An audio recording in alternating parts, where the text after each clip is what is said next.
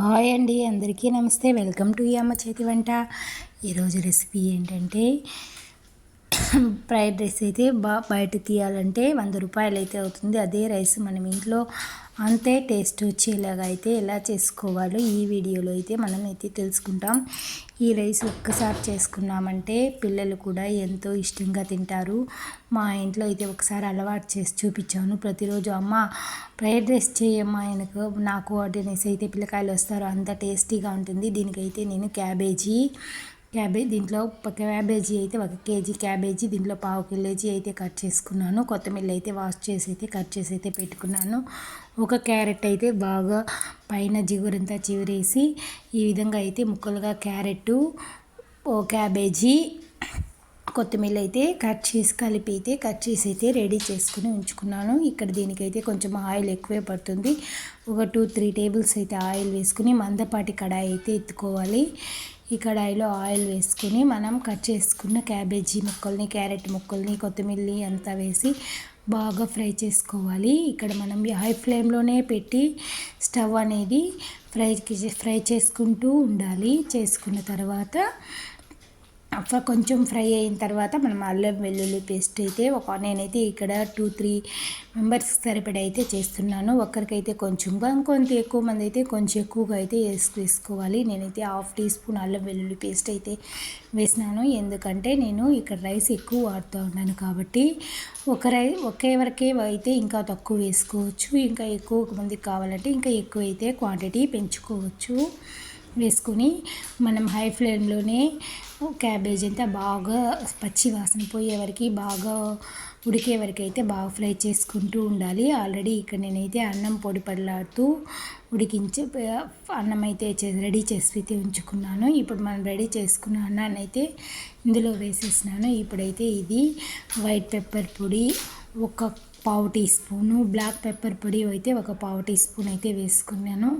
కారం అయితే 1/2 tea spoon, chicken garam masala అయితే 1/4 టీ స్పూన్ అయితే వేసుకొని అందులో టేస్టింగ్ సాల్ట్ వేస్తారు కాబట్టి మనకు అనేది టేస్ట్ అనేది చాలా చక్కగా వస్తుంది. అది మన ఆప్షనల్, మనం వేసుకుంటే వేసుకోవచ్చు, లేకపోతే మనం వేసుకోకుండా నిలిపేయవచ్చు. టేస్ట్ నేనైతే ఇక్కడ ఎటువంటి సాసులు అయితే యూస్ చేయలేదు. దీనికి సోయా సాస్ యూస్ చేస్తారు షాప్లో అయితే. నేనైతే ఇంటికాడ ఏ సాసులు యూస్ చేయకుండా తగినంత సాల్ట్ అయితే వేసుకొని బాగా రైస్ని హై ఫ్లేమ్లోనే పెట్టి బాగా మిక్స్ చేయాలి. మొత్తం సాల్ట్, మసాలా మొత్తం రైస్కి అనేది పట్టేలాగా బాగా ఫ్రై చేస్తూ ఉండాలి. హై ఫ్లేమ్లోనే పెట్టి అయితే ఫ్రై చేయాలి. రైస్ని ఒక 5 మినిట్స్ బాగా హై ఫ్లేమ్లో పెట్టి ఫ్రై చేసినామంటే మనం వేసిన మసాలాలంతా రైస్కి అయితే బాగా పట్టుకుంటుంది.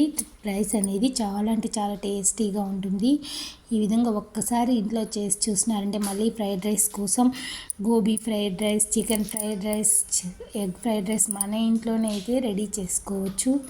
అంత టేస్టీగా ఉంటుంది ఈ రైస్ అయితే. ఒక్కసారి ట్రై చేసినారంటే మళ్ళీ ఇది లంచ్ బాక్స్లోకి అయితే సూపర్.